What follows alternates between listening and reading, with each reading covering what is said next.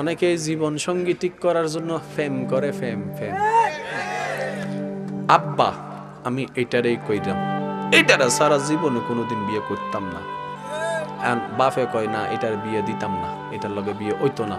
ভাত বন্ধ, খানা বন্ধ, ঘুম বন্ধ, এই বন্ধ সেই বন্ধ করতেই আছে। এবার বাপের মাইয়া লাগে, আচ্ছা যা করাই দিলাম।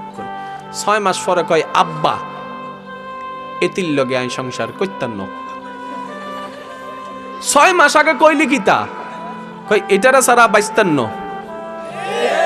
6 মাস আগে বলেছে এটাকে ছাড়া বাঁচবো, আর 6 মাস পরে বলে যে এটার লগে আমি সম্পর্ক রাখবো। ব্যাপার কি? বাছাই যখন আমাদের 50-50 চান্সেস, সঠিকও হতে পারে ভুলও হতে পারে। বাছাই এবং সিদ্ধান্ত যেখানে রবের, বিন্দু পরিমাণ ভুল। আইফোন ব্যবহার করলে হবে না, আইফোনের দামও বুঝতে হবে তো। এই যে কথা কয় না, ঠিক না বে ঠিক? দাম যখন বুঝতে পারছে তখনই তো আইফোন কেনার জন্য কিডনিও বিক্রি করে লাই অনেকে। এটা কথা কয় না, ঠিক নি? দাম যদি বুঝেন তাইলে দাম আছে, আর যদি দাম না বুঝেন তাহলে মা বাবারও দাম